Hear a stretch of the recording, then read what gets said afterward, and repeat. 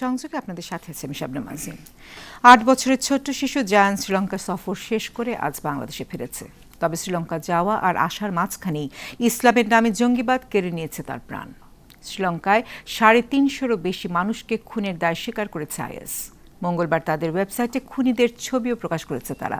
গত ২ দশক ধরে প্রতি সপ্তাহে পৃথিবীর কোথাও না কোথাও ইসলামের নামে মানুষ খুন করে যাচ্ছে আইএস। আর এর প্রতিক্রিয়া হিসেবে বিভিন্ন স্থানে মুসলমানদের ওপরেও পাল্টা হামলা হয়েছে। সাম্প্রদায়িক ও উগ্র রাজনীতি, জঙ্গিবাদ বিশ্বজুড়ে অস্ত্র ব্যবসা বৃদ্ধি করলেও সাধারণ মানুষের জীবন বিপন্ন করে তুলেছে। এই অঞ্চলে আবারও জঙ্গিবাদের উত্থান এবং ধর্মের রাজনীতি নিয়ে ৩ জন সিনিয়র বিশ্লেষকের সাথে কথা বলতে চাই আজকের একাত্তর সংযোগে। এবং আজ আমাদের অতিথি হিসেবে যারা আছেন তাদের মধ্যে আছেন শমশের মোবিন চৌধুরী, বীর বিক্রম, সাবেক পররাষ্ট্র সচিব, আছেন ব্রিগেডিয়ার জেনারেল অবসরপ্রাপ্ত ডক্টর এম সাখাওয়াত হোসেন, নিরাপত্তা বিশ্লেষক, এবং আছেন অধ্যাপক ডক্টর আনোয়ার হোসেন, সাবেক উপাচার্য, জাহাঙ্গীরনগর বিশ্ববিদ্যালয়। সকলকে স্বাগত জানাচ্ছি আজকের একাত্তর সংযোগে। দর্শক আপনারা আছেন, প্রশ্ন করতে পারেন, মতামত জানাতে পারেন স্ক্রিনে দেখা নম্বরগুলোতে ফোন করে।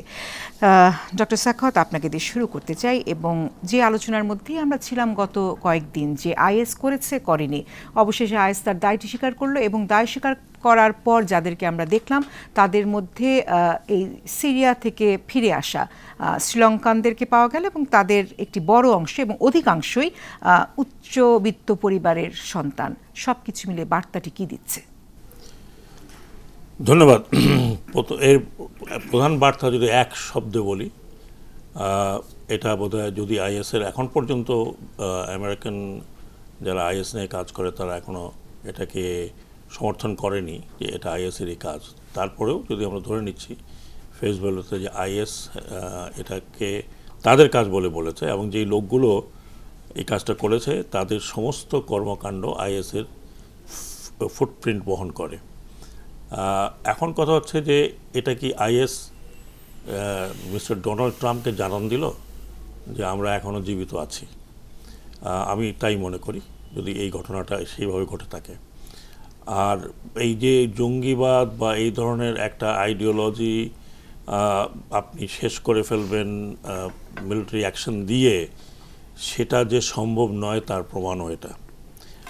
এইটা যেই আইডিওলজি, সেই আইডিওলজি যেভাবে ছড়িয়েছে এবং এইভাবে আপনি যেভাবে এই আইডিওলজিকে অনেকে গ্রহণ করেছে, এই শ্রীলঙ্কার মতো জায়গা যেখানে অনলি 10%, 9.7% অ্যাকচুয়ালি মাইনরিটি মুসলমান এবং তারও নিচের মাইনরিটি হচ্ছে ক্রিশ্চিয়ান, 7.5, 7.6। 3টি মেজর মাইনরিটির মধ্যে মুসলমান এবং খ্রিস্টান হচ্ছে শেষের দিকের মাইনরিটি। এইরকম একটা মাইনরিটি আরেক মাইনরিটির উপরে হামলা করবে যদি প্রধানত তাই হয়, তাহলে এটা নিয়ে অনেক চিন্তার বিষয় আছে কেন করেছে। যেটা আমি লেটেস্ট যেটা যতটুকু জানি যে একজন আমেরিকান ওয়ার কলেজের যে বিশ্লেষক তিনি যেটা বলেছিলেন যে আইএসের ফুটপ্রিন্ট যেটা ছিল সেটা ছিল ক্রুসেডার কান্ট্রির বিরুদ্ধে অ্যাকশন নেওয়া এবং তাদের প্রাথমিক যে টার্গেট ছিল সেই টার্গেটটি ছিল 4টি হোটেল, যে হোটেলগুলোতে অ্যাকচুয়ালি প্ল্যান্ড করে হামলা করেছে। আর গির্জাটা যেটা ছিল সেটা ছিল আপনার যেটাকে বলে অপরচুনিটি টার্গেট।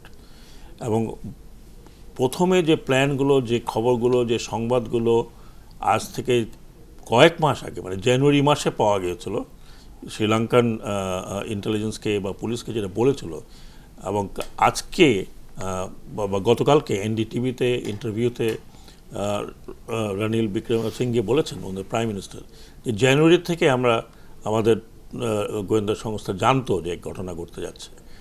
জানুয়ারির থেকে প্ল্যানিং আরও আগের যেটা মনে হয়, এই প্ল্যান করতে মিনিমাম 6 থেকে 8 মাস লেগেছে।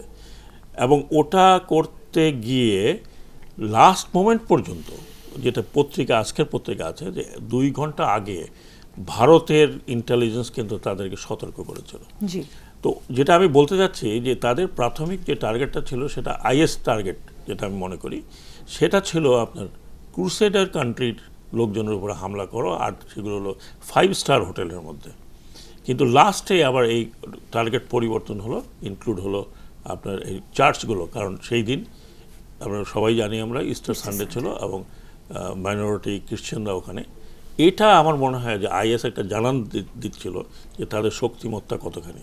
আরেকটি লক্ষণীয় হলো, যেটা আপনি নিজেও বলেছেন, they are all from well to do family. এবং এই কিছুক্ষণ আগে আমি দেখছিলাম তাদের প্রতিরক্ষা মন্ত্রী বলছিলেন যে তারা ওয়েল টু ডু ফ্যামিলি এবং সোসাইটিতে এভরিবডি নোজ দেম, মানে তাদের সোসাইটিতে, এবং most of them masters degree and above. অনেকে অস্ট্রেলিয়া থেকে লেখাপড়া করেছে, অনেকে অন্যান্য ইউএসএ থেকে লেখাপড়া করেছে, মিনিমাম ইন্ডিয়া থেকে লেখাপড়া করেছে। তো এইটা কিন্তু আমরা আমাদের এখানেও যেটা দেখেছিলাম সেখানেও কিন্তু এই হাইলি কোয়ালিফাইড ইয়াং লোকজনকে দেখছি। দিস ইজ সামথিং যেটা ওয়ারি করতে হবে আমাদেরকে, আমাদের সবাইকে। আমার মনে হয় যে ক্যানট বি কমপ্লেসেন্ট। এবং শ্রীলঙ্কা এই ঘটনার একমাত্র কারণ যদি আমি মনে করি তাদের কমপ্লেসেন্সি, যে 10 বছর আগে দে হ্যাভ ডিফিটেড এলটিটি, এখন আর কিছু হবে না, এবং তারা এটাকে খুব একটা আমলে দিয়েছিল বলে মনে হয় না। জি, ফিরবো আপনার কাছে। শামসুর মোমিন চৌধুরী, আপনার কাছে চলে আসতে চাই, আপনার কাছ থেকে ব্যাখ্যাটি বুঝি। ধন্যবাদ। আমি শিশু জায়ানের রুহের মাগফিরাত কামনা করি, তার শোকসন্তপ্ত পরিবারকে জানাই আমার আন্তরিক গভীর সমবেদনা। আবারও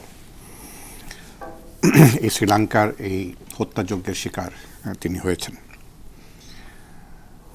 এখন যেটা পরিষ্কার হয়ে আসছে যে প্রত্যক্ষ বা পরোক্ষভাবে হোক আইএস এই ঘটনার সঙ্গে জড়িত, অথবা আইএসের এই বিষাক্ত আদর্শ, যদি আদর্শ শব্দটা আমরা এখানে ব্যবহার করতে চাই, যদি আমি এটা নিয়ে আমার একটু হেজিটেশন আছে আদর্শ শব্দটা এখানে ব্যবহার করা, তাদের যে মনোভাব, তাদের যে চিন্তা চেতনা, এটাতে অনুপ্রেরণিত হয়ে এই মোহাম্মদ জাহরান, যার ছবি আইএসের ওয়েবসাইটে মাহাক নামে বোধহয় সেই ওয়েবসাইটটা, সেখানে তার ছবি দেখা গেছে এবং তার কয়েকটা বক্তব্য এর মধ্যে এসছে।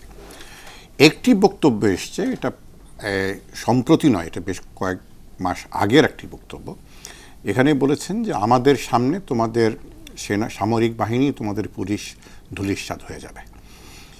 এই ধরনের সতর্কবাণী দেওয়া সত্ত্বেও এবং ওনার জাহরানের কর্মকাণ্ড নিয়ে বাটিকোলোয়া যে এলাকা, কলম্বোর শ্রীলঙ্কার পূর্ব কূলে অবস্থিত, সেখানে উনি দীর্ঘদিন ধরে এই ধরনের ঘৃণা, অমুসলমানদের প্রতি রাগ, বিদ্বেষ, ক্ষোভ উনি প্রকাশ করেই যাচ্ছেন।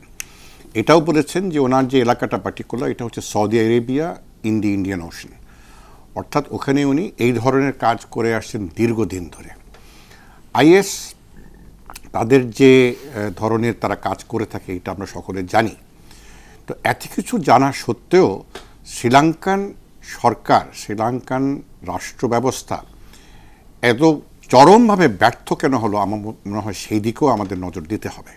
এ তো নয় যে মোহাম্মদ জাহরান হঠাৎ করে এখানে এসে উত্থিত হয়েছে, এবং তার এই ঘটনার 7-10 দিন আগে শ্রীলঙ্কান সংশ্লিষ্ট কর্তৃপক্ষ থেকে আগাম বাণী দেওয়া হয়েছে যে এই ধরনের ঘটনা ঘটতে যাচ্ছে। ঘটনা 2 ঘন্টা আগেও খবর দেওয়া হয়েছে। তা সত্ত্বেও এটা তারা করেননি, কোনো ধরনের পদক্ষেপ নেয়নি। এই যে শ্রীলঙ্কান সরকারের ভিতরে, সরকার ব্যবস্থার ভিতরে যে একটা অন্তদণ্ড, এই অন্তদণ্ডর কারণে এখানে কিন্তু আইএস বা আইএসের প্রতি যাদের আনুগত্য, তারা এখানে সফলতা অর্জন করতে পেরেছেন। বিষয়টা হচ্ছে যে অনেকে প্রশ্ন করেছে যে শ্রীলঙ্কা কেন?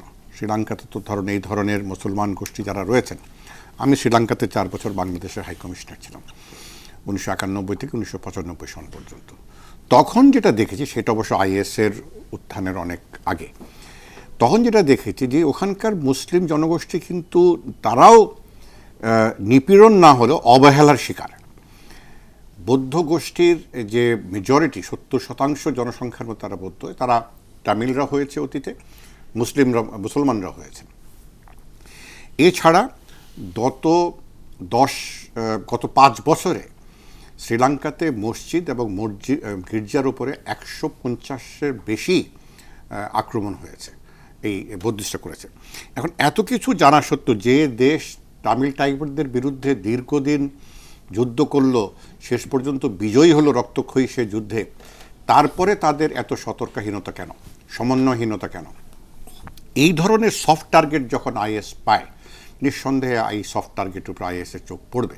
এবং এখানে যেটা মিশ্রণ, যেটা ব্রিগেডিয়ার জেনারেল সাখাওয়াত হোসেন বললেন, যে একটা হলো ক্রুসেডার রাষ্ট্র, সেটা হলো বিদেশি হোটেলগুলো, যে বড় বড় হোটেলগুলো যেখানে বিদেশি পর্যটকরা এসে থাকেন, এবং আরেকটি হচ্ছে খুব সহজে যেটাকে টার্গেট স্বীকার করা যায় সেটা হচ্ছে গির্জাগুলো, এবং দিনক্ষণ সেভাবে বেছে নেওয়া হয়েছে ইস্টার সানডে, সেখানে সমাবেশ, বড় ধরনের সমাবেশ হবে। নেগাম্বোতে যে ঘটনাটি ঘটেছে, সেই গির্জায় এখন ভিডিওতে দেখা যাচ্ছে একজন, সেই আত্মঘাতী একজন হামলাকারী, সে গিয়ে ঢুকছে আরামে, তাকে কেউ বাধা দিচ্ছে না, কারণ সেদিন সেখানে কোনো ধরনের কোনো সিকিউরিটি ছিল না। এখন আরেকটা জিনিস যেটা লক্ষণীয়, হয়তো এরা আইএস দ্বারা অনুপ্রেরিত, কিন্তু এটা কিন্তু মূলত একটি পরিবার, দুইজন ভাই, একজন ভাইয়ের স্ত্রী এবং এক্সটেন্ডেড ফ্যামিলি, আত্মীয় স্বজনের মধ্যে এরা। অর্থাৎ আইএস যদি বা আইএসের এই ধরনের জঙ্গিবাদী ঘটনা যারা ঘটাতে চায়, তাদের সংখ্যাই কিন্তু বড় হতে হবে না। তারা যদি এই বিষাক্ত চিন্তা চেতনার মধ্যে মানে অনুপ্রেরিত হয়, বিশেষ করে ক্রাইস্টচার্চের ঘটনার পর, যেটার পরে আইএস বলেছিল যে আমরা এটা প্রতিশোধ নিব, এই হয়তো তারা প্রতিশোধ নিল। হয়তো আইএস মানে প্রত্যক্ষভাবে না নিল, পরোক্ষভাবে এই ঘটনাটা ঘটিয়েছে। প্রত্যক্ষ পরোক্ষের আলোচনাটি আমি আরেকটু দীর্ঘভাবে করতে চাই, এবং সেক্ষেত্রে এটাও বুঝে নিতে চাই, কারণ আমরা গণমাধ্যমগুলো দেখছি যে এই যে 8 জনকে শনাক্ত করা গেছে একদম স্পেসিফিক্যালি, যারা এই অংশ নিয়েছে এই জঙ্গি হামলাটির ক্ষেত্রে, তাদের অধিকাংশ এবং তাদের বোধহয় প্রায় সকলেই সিরিয়া থেকে ফিরে এসেছে, শ্রীলঙ্কা থেকে, মানে সিরিয়া থেকে ফিরে আসা শ্রীলঙ্কান। সেটি একটি বড় প্রশ্ন, কারণ তারা তো ছড়িয়ে পড়েছে, যখন তাদের ঘাঁটিটি উড়িয়ে দেওয়া হয়েছে তখন তারা ছড়িয়ে পড়েছে, এবং সেক্ষেত্রে প্রত্যেকটি দেশের জন্য হুমকি বাড়ছে কিনা সেটি একটি আলোচনা। নিশ্চয়ই সেই আলোচনা থাকবে। ডক্টর আনোয়ার, আপনার কাছে আগে বুঝে নিই যে আপনি বার্তাটিকে কিভাবে দেখছেন। প্রথম কথা হচ্ছে যে আমাদের এই বাংলাদেশে এই হোলি আর্টিজানের যে ঘটনা, এখন তো দেখতে পাচ্ছি সেখানে যারা এই জঙ্গি আক্রমণটা করেছিল তারাও যে উচ্চবিত্ত পরিবার থেকে, শিক্ষিত পরিবার থেকে আসা, এবং আইএসের সঙ্গে তাদের যোগাযোগ ছিল, এবং সেভাবে তারা হয়েছে। এই ঘটনাটির পরে শ্রীলঙ্কায় যে এমন একটা ঘটনা হতে পারলো, খুব বেশি দিন আগের কথা নয়, তারা যে, এবং সেখানে এখন তো জানা যাচ্ছে যে আগের থেকেই সেখানে নানান বার্তা ছিল যে এ ধরনের আক্রমণ হতে পারে, সেটা তারা নিতে পারেনি। তো সেটা তো একটা বড় রকমের ব্যর্থতা, এবং সেই ব্যর্থতার পরে আজকে আমি এখানে আসতেই আমি রেডিওতে শুনছিলাম যে প্রেসিডেন্ট সিরিসেনা তিনি শক্ত পদক্ষেপ নিয়েছেন। বলতে গেলে সেখানে গোয়েন্দা সংস্থা প্রধানদের বরখাস্ত করা হয়েছে, এবং 3 বাহিনী প্রধানকেও সরিয়ে দেওয়ার কথা শুনলাম সেখানে। তো এই পদক্ষেপগুলো সেখানে নেওয়া হচ্ছে। কিন্তু কথা হচ্ছে যে এই যে আক্রমণটা হলো, জঙ্গি আক্রমণ, এবং এর মধ্য দিয়ে সর্বশেষ যে সংবাদে দেখলাম 13টি দেশ, বাংলাদেশ সহ 13টি দেশের, শ্রীলঙ্কার অধিবাসী ছাড়াও আরও 13টি দেশের মানুষ সেখানে নিহত হয়েছেন, এবং তার মধ্যে ইউরোপের দেশগুলোই সবচেয়ে বেশি। 13টির মধ্যে 7টি হচ্ছে ইউরোপের দেশ, তার বাইরে আবার আমেরিকা আছে, চীনও আছে। তো এখন এই যে ঘটনাগুলো ঘটে যাচ্ছে, এবং মানুষের একেবারেই, যেটা শামসুর মবিন চৌধুরী বলছিলেন, সফট টার্গেট। তো আমাদের এখানেও কিন্তু আমরা সেই সফট টার্গেটের উপর আক্রমণ দেখেছি, এই ইসলামী জঙ্গিদের আক্রমণ।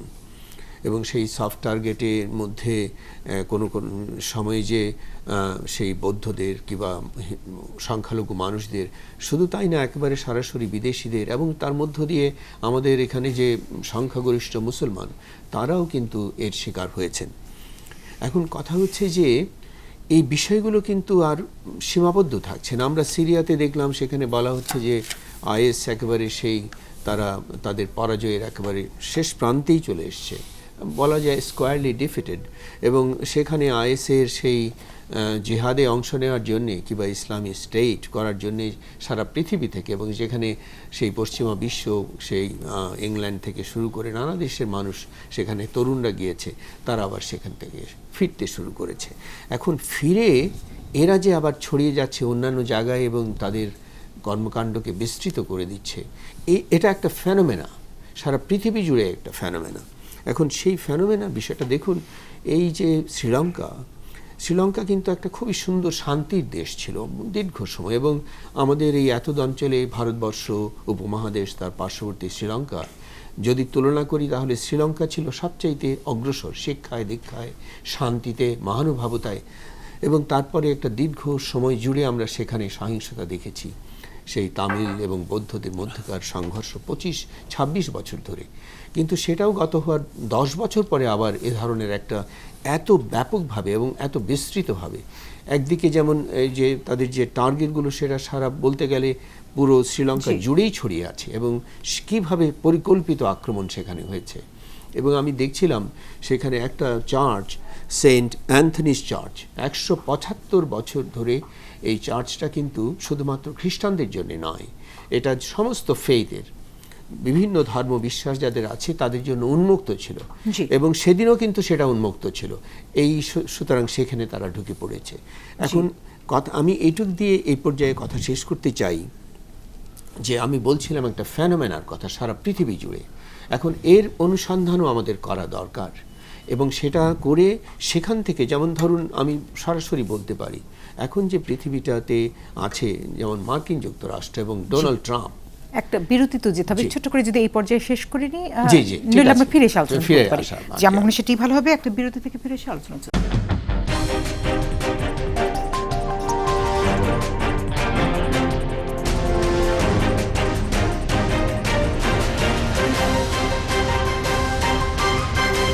বিরতির পর ফিরে এলাম একাত্তর সংযোগে, যে আলোচনা ছিলাম সেখান থেকে আরও একবার ডক্টর সাখাত আপনার কাছে চলে আসতে চাই। এবং সেখানে আমরা দেখছি যে শ্রীলঙ্কায় আইএসের যে হামলা, সেটি হচ্ছে গিয়ে আইএসের সরাসরি হামলা না, যদি আইএসের দাবিটি সত্যি ধরে নেই সেখানে। এবং সেখানে দেখলাম যে স্থানীয় জঙ্গিদের ভাড়া করে বা যারা তাদের মনোভাব দ্বারা পুষ্ট, তাদেরকে নিয়ে আসলে ঘটনাটি ঘটিয়েছে। যদি এরকমই হয়ে থাকে তাহলে সেটিও তো আরেক রকম বার্তা। সেখানে আমরা কিভাবে চিন্তা করব এবং আমাদের দেশের কথাটি আমরা কিভাবে চিন্তা করব? দেখুন, আইএসের আপনি বেশিরভাগই যদি আপনি অপারেশন দেখে থাকেন, সেখানে কিন্তু বাইরের থেকে কেউ অপারেশন করেনি। আপনি বেলজিয়ামের অপারেশন দেখেন, আমাদের ফ্রান্সে যে ঘটনাগুলো ঘটেছিল, তারা কিন্তু French national in a sense, বাইরের বলতে পারেন আপনি ইমিগ্রেন্ট ফ্রেঞ্চ ন্যাশনাল। তো আইএস কিন্তু ধরুন এখান থেকে সিরিয়ার কোনো অ্যারাব স্পিকিং লোকে সেখানে হামলা করেনি।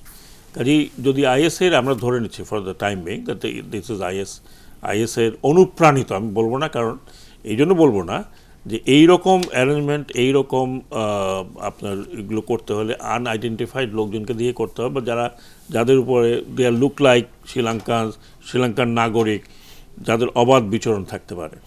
তো সেই জায়গায় সবসময় আপনি বাংলাদেশের কথা চিন্তা করুন, এখানে আপনি কোনো বিদেশি লোককে পাননি যিনি ইনভলভড ইন এটার সাথে, সবই আমাদের দেশের লোক ছিল। কেউ হয়তো কানাডা থেকে আসছে, কেউ অন্য জায়গা থেকে আসছে, but they were our sign of the soil. তো এইগুলো আপনার শ্রীলঙ্কার মধ্যে থেকে যে নিতে পারবে না এমন কোনো কথা নেই।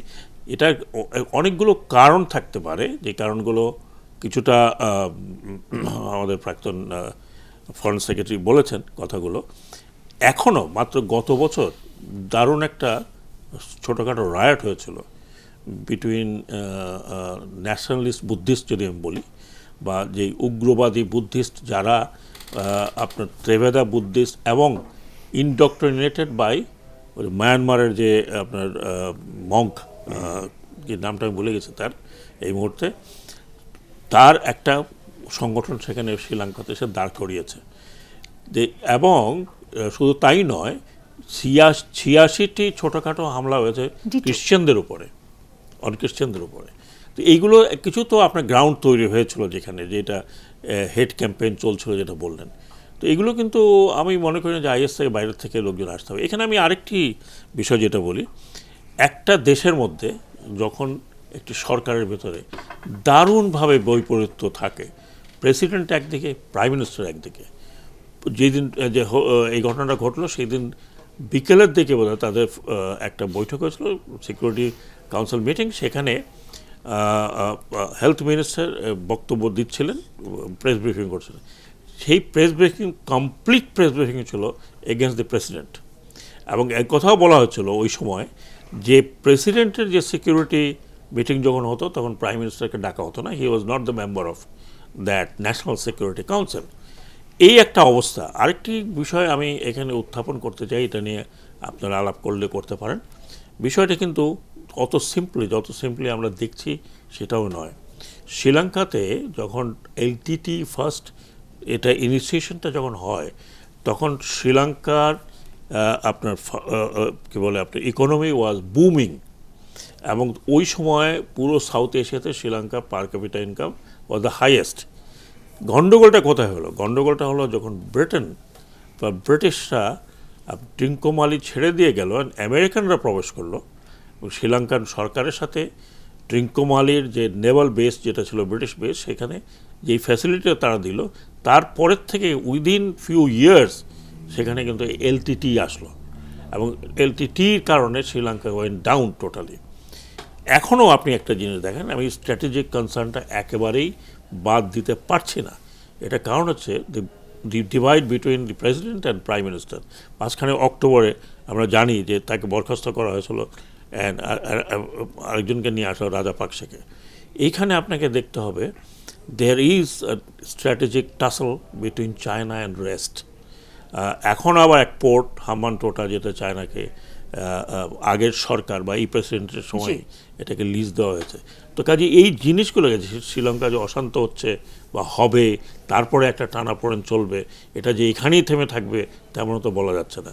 কাজে এই সবগুলো একটা কম্বিনেশনে এখনও অনেক প্রশ্ন রয়ে গেছে, যে প্রশ্নের উত্তর অ্যাকচুয়ালি না পাওয়া গেলে টোটাল বিশ্লেষণ করা খুব ডিফিকাল্ট হয়ে যায়। জি জি, ডক্টর আনোয়ার আপনার কাছে ক্লাস হচ্ছে, আপনি কিছু বলছিলেন সেখানে আমি থামিয়ে দিয়ে গেছিলাম, কাছে সেই আলোচনাটা নিশ্চয়ই থাকবে। পাশাপাশি যে প্রসঙ্গটি আমি তুলেছিলাম যে পশ্চিমা গবেষকদের বিভিন্নভাবে টুইট করতে দেখা যাচ্ছে, তারা বিভিন্ন রকম তথ্য উপাত্তর ভিত্তিতে বলতে চাইছেন যে এরা আসলে সিরিয়া থেকে ফিরে এসেছে, এবং অন্যদিকে একটা ক্লিপিং যেটা দেখছি আমরা, সেখানে দেখা যাচ্ছে যে বাগদাদির কাছে তারা শপথ নিয়েছিল, যদিও তাদের মুখ ঢাকা, সেটি নিয়েও প্রশ্ন আছে। যদি সেই ঘটনাটি ঘটে থেকে থাকে তবে সেটিও তো খুব অ্যালার্মিং। দেখুন, এই যে এখন সরাসরি তারা সিরিয়া থেকে আসুক বা না আসুক, এই যে ইসলামিক স্টেট, তাদের যে দর্শন, তাদের যে চিন্তাভাবনা, তাদের যে লক্ষ্য, তাদের তো অনুসারীরা সারা পৃথিবী জুড়েই ছড়িয়ে আছে, এবং এটাই তাদের, কিন্তু তাদের যদি শক্তির কথা বলেন, এটা তাদের শক্তি। আমি বলছিলাম যে এই একটা পুরো পৃথিবী জুড়ে আমরা একটা ফেনোমেনা দেখতে পাচ্ছি, এবং এই ফেনোমেনাটাকে এভাবে বলা যায়, এই প্রসঙ্গে একটু এই কথাটা বলবো যে সাম্প্রতিক কালে একজন ইতিহাসবিদ, তার নাম হচ্ছে নোয়া হারারি, তিনি অক্সফোর্ড থেকে ইতিহাসে পিএইচডি করেছেন, কিন্তু একেবারে সবচাইতে অগ্রসর যে বিজ্ঞান, সেই বিজ্ঞানকে নিয়ে তিনি বেশ কয়েকটা বই লিখেছেন, এবং তার মধ্যে দিয়ে তিনি যেটা, এবং সেই বইগুলো কিন্তু সারা পৃথিবীতে বহু লোকজন পড়েছে, বারাক ওবামা থেকে শুরু করে বিভিন্ন জন। সেখানে তিনি বলছেন যে এখন যে বিভিন্ন যে ধরনের মতবাদ, সেই মতবাদের পরে পৃথিবী জুড়ে এখন একটা আসবে, এবং সেটা হচ্ছে মানবতাবাদ। এবং মানবতাবাদ কিন্তু একটা সারা পৃথিবীর একটা দর্শন হিসেবে আসবে, সেই প্রেডিকশন কিন্তু আছে। এখন এটার বিপরীতে আমরা দেখতে পাচ্ছি যে এখন শুধুমাত্র মুসলমানদের কথা তো বললে হবে না, সেখানে সেই হোয়াইট সুপ্রিমাসিস্টদের কথা আমাদের বলতে হবে, সেখানে বুদ্ধিস্ট যে জঙ্গিবাদের কথা আমাদের বলতে হবে, এবং সাথে সাথে মিয়ানমারে যেটা ঘটেছে, এবং তার সাথে ইসলামী জঙ্গিদের কথা। এই যে সংঘাত, আমার কাছে আমি যেটা বলতে চাচ্ছিলাম সেটা হলো, আমরা এই পৃথিবীর মধ্যে আমরা একেবারে নির্দিষ্ট আমাদের আঙ্গুল তুলে বলতে পারি যে এর প্রধান একটা এর অন্তর্নিহিত কারণ হচ্ছে এই মার্কিন সাম্রাজ্যবাদ, এবং বিশেষ করে সেখানে এই ডোনাল্ড ট্রাম্প, সাম্প্রতিক সময়ে যে ডোনাল্ড ট্রাম্প। এখন দেখুন, মার্কিন প্রশাসনের মধ্যে যে পরিবর্তনগুলো হয়, সেখানে ডেমোক্রেট কিংবা সেখানে রিপাবলিকান, তাদের মধ্যে হ্যাঁ, এটা বড় রকমের কোনো নীতির পরিবর্তন তারা করে না, কিন্তু তারপরেও কিন্তু আমরা যদি একটু তুলনা করি বারাক ওবামার সঙ্গে ট্রাম্পের, বারাক ওবামা কিন্তু একজন প্রেসিডেন্ট হিসেবে, এবং তিনি যেহেতু একজন কালো বর্ণের লোক, এবং সেখানে তিনি এসেছিলেন, এবং সেখানে সারা পৃথিবী জুড়ে একটা সুবাতাস বইয়ে দেওয়ার একটা চেষ্টা কিন্তু করেছেন। আমরা যদি সেই নিউজিল্যান্ডের সেই যে জেসিন্দা আর্ডার্ন, এই যে মহিলা প্রধানমন্ত্রী, সেখানে যে ক্রাইস্ট চার্চের যে ঘটনা ঘটে গেল, সেখানে যদি দেখি কিভাবে সেখানে মুসলমান সম্প্রদায়ের প্রতি তার যে, কিন্তু এখানে তো এই প্রশ্ন এসেছে যে ক্রাইস্ট চার্চের প্রতিশোধের হিসেবেই এই ঘটনার কোনো সূত্রপাত হলো কিনা। হ্যাঁ, সেটাও তো আছে, কিন্তু দেখুন, আমি বলছি যে ব্যক্তির ভূমিকায় পৃথিবী জুড়ে আমরা এই আমরা চাই সেই ধরনের মানুষগুলো এখন এই ব্যবস্থাটা, এই ফেনোমেনার থেকে যদি বেরিয়ে আসতে চাই, এই ধর্মীয় সংঘাতের বাইরে একটা মানবতাবাদের দিকে যদি আমরা যেতে চাই, তাহলে সেই নেতৃত্ব দরকার। জি। সেই নেতৃত্ব যেমন আমরা সেই দেখেছি, নেতৃত্ব কিভাবে পাবো, কোথায় পাবো, সেটিও একটি বড় প্রশ্ন। সেই নেতা আসলে কোথায়? শামসুল মুমিন চৌধুরী, আপনার কাছে আসতেই চাই এবং অবশ্যই আসবো একটা বিরতি থেকে ফিরে এসে।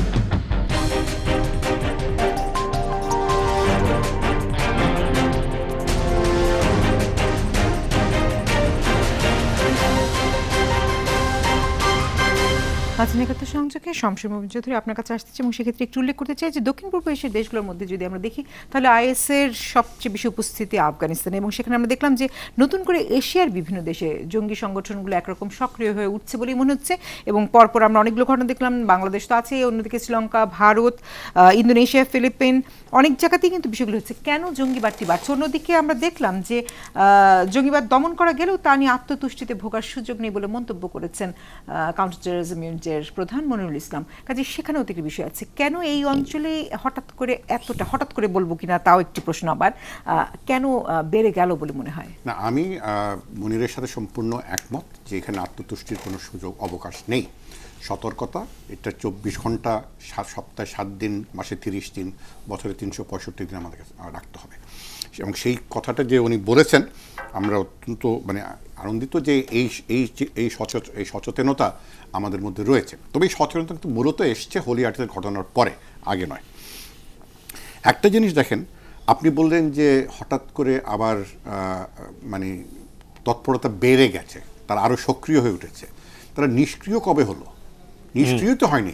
যে কারণে বলছিলাম যে তারা বিভিন্ন নানাবিধ কারণে তারা এক জায়গা থেকে আরেক জায়গায় করেছে, তাদের পন্থা কিরকম পরিবর্তন করেছে, কৌশল পরিবর্তন করেছে। দেখেন, আইএসকে যদি আমরা ধরে নিই, আইএস কিন্তু সংগঠন শুধু নয়, এটা একটা চিন্তা, এটা একটা দর্শন, বিষাক্ত দর্শন, নিঃসন্দেহে একটা বিষাক্ত আদর্শও বলা যেতে পারে, যদি আমরা আদর্শ হিসেবে স্বীকার করি এটাকে। এটার তো কোনো ভৌগোলিক অবস্থান নেই। রাকাত থেকে তারা বিতাড়িত হলো বলে আইএস শেষ হয়ে গেলে এটা কে বললো? আইএসের সদস্যরা তো চারিদিকে ছড়িয়ে ছিটিয়ে আছে। তো এইভাবে তারা আজকে শ্রীলঙ্কায় ঘটিয়েছে, কালকে বাংলাদেশে ঘটাবার চেষ্টা করবে না, সেটা আমরা নিশ্চিত হতে পারবো না। পরশু ভারতে তারা এই ঘটার চেষ্টা করবে না, তবে তারা সফট টার্গেট খুঁজবে। যেহেতু বাংলাদেশে আমরা হোলি আর্টিজান ঘটনার পর অনেক বেশি আমাদের প্রস্তুতি, আমাদের অনেক শক্তিশালী অবস্থানে গেছি, আমাদের গোয়েন্দা তথ্য আমরা অনেক বেশি এই ক্ষেত্রে সক্রিয় হয়েছি, তৎপর হয়েছি, আমাদের প্রস্তুতি বেশি, এবং সেটা দেখা গেছে গত কয়েক বছরে, 2-3 বছরে অনেক জায়গায় তারা ঘটনা ঘটাবার আগেই আমাদের আইনশৃঙ্খলা বাহিনী সেখানে যথেষ্ট পদক্ষেপ নিয়েছে। তবে আত্মতুষ্টির কোনো সুযোগ অবকাশ কিন্তু নেই। এখন আরেকটা জিনিস যেটা আমি বলতে চাচ্ছি, যে যখন কেউ আগাম একটা সতর্ক বাণী দেয়, এটা সত্যি মিথ্যা যাই হোক, এটাকে আপনি কোনোভাবেই উপেক্ষা করতে পারেন না। জানুয়ারি মাসের 2 তারিখে অল সিলন জামায়াতুল উলেমার প্রধান, উনি রাজিক, ওনার নাম, উনি গিয়ে এই যে বর্তমান শ্রীলঙ্কার প্রেসিডেন্টের চিফ অফ স্টাফ, ওনাকে সতর্ক করেছে। ওনার নাম হচ্ছে হানাসিরি ফার্নান্ডোকে উনি সতর্ক করেছেন জানুয়ারি মাসের 2 তারিখে। দেখেন, এই মোহাম্মদ জাহরানের কাণ্ডকলাপ নিয়ে চিন্তিত, আমরা সকলে উদ্বিগ্ন, তাকে আপনার গ্রেফতার করুন, তার বিরুদ্ধে কোনো ধরনের পদক্ষেপ নেন। এই প্রেসিডেন্টের চিফ অফ স্টাফই কোনো পদক্ষেপ নিলেন না। এটা কি ইচ্ছাকৃত কারণে? যদি প্রেসিডেন্টের চিফ অফ স্টাফ মনে করেন কি হলে, মারলে তো মুসলমানকে মারবে, খ্রিস্টানকে মারবে, আমার কি আসে যায়, এটা তো হতে পারে। এই যে ধর্ম যে আমরা সংঘাতটা দেখছি, এটাই কিন্তু ভয়াবহ। কারণ কঠোরপন্থীরা একের উপর আরেকজন নির্ভরশীল, সে হামাস হোক, সে ইসরায়েলি সরকার হোক। ইসরায়েলি সরকারের কারণে হামাসে জন্ম নিয়েছে, যতই হামাস শক্তিশালী হচ্ছে, গ্রহণযোগ্যতা পাচ্ছে ফিলিস্তিনিদের মধ্যে, ইসরায়েলি সরকার আরও বেশি উগ্রপন্থী হয়ে চলে যাচ্ছে। তো এই যে পারস্পরিক একটা সম্পর্ক, এটা মূল কারণটা, যেটা ডক্টর আনোয়ার হোসেন বলতে চাচ্ছিলেন, মূল কারণটাকে খুঁজে যেতে হবে আমাদের। শুধু আমাদের সামরিক বা আইন শৃঙ্খলা প্রচুর নিলে হবে না, এটা রাজনৈতিক চিন্তা চেতনার ভিতরে আনতে হবে, সামাজিক চিন্তা চেতনার ভিতরে আনতে হবে, এবং খোলা মনে কথাগুলো বলতে হবে। আসল রুটটা কোথায়, রুট কজ, যে রুট কজটা অনেকে শুনতে চায় না, রুট কজের কথা, তাদের অপ্রিয় সত্য হলো রুট কজ। সেই রুট কজকে আপনি যতদিন অ্যাড্রেস না করবেন একদম সাহসের সাথে, সোচ্চারভাবে, ততদিন আজকে এখানে আইএসের ঘটনা, কালকে ওখানে আইএসের ঘটনা, আইএসের নামে আরেকটি গোষ্ঠীর কোনো ঘটনা, মিয়ানমারে মুসলমানদের উপরে এই নিপীড়ন নির্যাতন ঘটে যাচ্ছে, এবং এই রোহিঙ্গারাই যে আরেকদিন আইএসএ রিক্রুট হবে না সেটা কোনো নিশ্চয়তা নেই। তারা কিন্তু নিশ্চয়, তারা সব হারিয়েছে। এই বিষয়গুলো সব আমাদের মাথায় রাখতে হবে। আজকে যখন যুক্তরাজ্যের এখানে পার্মানেন্ট সেক্রেটারি এখানে ঢাকায় আসেন, তিনি একটা ভাষণ দিচ্ছেন, বক্তৃতা দিচ্ছেন, বিআইএসএস আমি ছিলাম। আমি বললাম যে আপনারা একটা জিনিস বুঝছেন না, যে সিকিউরিটি, রোহিঙ্গা যে সিকিউরিটি ইস্যু, শুধু মানব, সেটা is not a humanitarian issue only, সেটা আপনাদেরকে বুঝতে, উপলব্ধি করতে হবে। আপনারা যদি নিজের ব্যবসার স্বার্থে রোহিঙ্গার, মিয়ানমারের উপরে সেই ধরনের চাপ, সক্রিয় চাপ আপনারা না আনতে পারেন, তাহলে এটা সমাধান হবে না। সমাধান তো হবেই না, এটার ভয়াবহ রূপ নেওয়ার সম্ভাবনা রয়েছে। জি জি, নিশ্চয়ই এই আলোচনায় আরেকটু যুক্ত করতে চাই। সেখানে ডক্টর সাকাত, আপনার মন্তব্য কি বুঝে নেই? আমি তো যে কথাগুলো এইমাত্র শামসুল মুবিন সাহেব বললেন 100% এগ্রি। আপনি দেখেন কতগুলো আমরা এখন এখানে বসে আইএসের কথা বলছি, আইএসের উত্থানটার কারণটার পিছনের কারণ কি? আপনি আজ থেকে ধরুন 79 বা 77, 78-এ এই ধরনের কিন্তু একটা সংঘাতময় অবস্থা ছিল না, যেখানে আমরা ইসলামের ধর্মটাকে টেনে এইভাবে নিয়ে আসছে কোনো সংগঠন। এটা সূত্রপাত যদি আমি বলি, ইদানিংয়ের কথাই বলছি, আগের কথায় নাই গেলাম।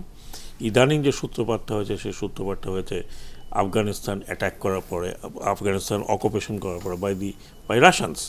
এবং তারপরে কিন্তু এই যে আজকে যে জেহাদের কথাটা বলি, this was coined by CIA, এবং সেই জেহাদটা চললো 10 বছর, তারপরের থেকে যা হয়েছে এগুলো ইতিহাস। আপনি আজকে দেখুন যে আমেরিকার প্রেসিডেন্ট যেভাবে যেই ধরনের কথাবার্তা, এক্সট্রিম রাইটিস্ট অ্যান্ড হোয়াইট সুপ্রিমেসির মধ্যে উনি ঢুকেছেন, এবং সেই সাথে তিনি ইসরায়েলকে জড়ো করছেন। Who has given him right? ওনাকে কে, মানে আমেরিকান লোকজনকে তাকে ম্যান্ডেট দিয়েছে যে গোলান হাইট অকুপাইড টেরিটরিকে তিনি ইসরায়েলে সামিল করার জন্য সিগনেচার করে দুনিয়াকে দেখালেন যে তিনি গোলান হাইট, মানে যেমন জাগির আর কি, তিনি গোলান হাইট ইসরায়েলকে দিয়ে দিয়েছেন। তো তিনি ফ্লোরিডা কেন ইসরায়েলকে দেন না, বা মেক্সিকোকে কেন দেন না? সো এই যে আপনি, দিস আর প্রভোকেশন, এই প্রভোকেশন যে গোলান হাইট আপনি সিরিয়ার অংশ বা আরব ল্যান্ডের অংশ, সেটা আপনি দিয়ে দিলেন, এই প্রভোকেশন কতখানি আপনার একটা কজ হয়ে দাঁড়াবে, আই রিয়েলি ডোন্ট নো। তো সেই সমস্ত প্রভোকেশন কিন্তু চলছে একের পর এক, এবং সেই প্রভোকেশনগুলো আমরা কি দেখলাম? আমরা দেখলাম হোয়াইট সুপ্রিমেসি অ্যান্ড হোয়াইট ক্রিশ্চিয়ানরা এখন মুসলমানদের উপরে আক্রমণ, প্রতিশোধ নাও। আমরা ক্রাইস্ট চার্চে তো একটা দেখলাম যেটা। তো এগুলো কিন্তু এই যে ওয়ার্ল্ড লিডাররা যে কারণেই হোক, হয় আপনি বলতে পারেন তাদের অস্ত্র ব্যবসার কারণে, এবং অস্ত্র ব্যবসায় যে বড় আমেরিকাতে তা নয়, এই যে এক্সট্রিমিস্ট রাইটিস্ট এক ধরনের ন্যাশনালিজম। আমি আমাদের পার্শ্ববর্তী দেশের ইলেকশনটাকে একদম সকাল থেকে সন্ধ্যা পর্যন্ত ফলো করছি। এখন I am sorry to say, এখন পুরো ক্যাম্পেইনটা চলছে কিন্তু অন কমিউনালিজম। এখন এই ধরনের যখন আপনি এই বার্তাগুলো দিতে থাকেন, তখন automatically you are provoking others. তো আমি সেই জায়গাটাতে আসছি, যেই জায়গাটাতে একটা মডেল আমরা দেখলাম, নিউজিল্যান্ড মডেল। এখন নিউজিল্যান্ড মডেল তো সব জায়গায় রেপ্লিকেট হচ্ছে না। তো আমি আশা করি যে শ্রীলঙ্কাতে যে ঘটনাটা ঘটেছে, সেখানে Muslim is minority, Christians are minority, এবং এই মাইনরিটিদের মধ্যে যে অবস্থা শ্রীলঙ্কাতে আছে, Sri Lankan government must take lesson from here. এইখানে রিভেঞ্জফুল অ্যাক্ট, রিভেঞ্জফুল কথাবার্তা ডেফিনেটলি এই শ্রীলঙ্কাকে আরও অশান্ত করবে। যদি কমিউনাল হারমোনি নষ্ট হয়ে যায় এই কারণে, because this are handful of people, এরা কিন্তু ওই 10% মুসলমানদের সবাইকে রিপ্রেজেন্ট করে না। তো মুসলিমরাও কিন্তু কমপ্লেন করছে, তারাও প্রেয়ার করেছে। তো আপনি চিন্তা করেন যে next best place for tourism Sri Lanka ছিল, যেই কারণে এই যে ছোট শিশুটি খুব দুঃখজনক ঘটনা, বাপের সাথে খেতে গেছে সকালবেলা, লাইন আপ করেছে ব্রেকফাস্টের জন্য, জি, এক ঘূর্ণাক্ষরও চিন্তা করেনি যে শ্রীলঙ্কার মতো দেশে এত বড় একটা হোটেলে এই ধরনের একটা কিছু ঘটবে। এবং এটা তো অত্যন্ত আমাদের একজন নাগরিক বলে আমার দুঃখজনক লাগছে। আপনি চিন্তা করুন যে ব্রিটেনের একজনের 3 ছেলে এবং তার বোধহয় তার ওয়াইফও ছিল বোধহয় সাথে, all of them have been killed. এটা তো একটা ইনহিউম্যান কাজ হচ্ছে। কাজে আমি মনে করি যে শ্রীলঙ্কার সরকারের যে ব্যর্থতা, প্রথমত আমি মনে করি শ্রীলঙ্কার সরকারই দায়ী এটার জন্য, এবং তাদেরকে এই দায়িত্ব নিতে হবে। 5টা লোককে স্যাক করে কোনো লাভ হবে না। কিন্তু সেই ক্ষমাতে কিন্তু ক্ষমা at what cost? ফিরবে কিনা, at what cost? জি, সেই কস্টটা শ্রীলঙ্কান সরকারকে বের করতে হবে। and they should not only apologize within themselves, they should apologize to the rest of the people. G. They should apologize for Bangladesh. সব জায়গায় যে আমরা ব্যর্থ হয়েছি, they must ওটা স্বীকার করা উচিত। এবং শেষ বিরতিতে যাব, ফিরে এসে কিছু কথা।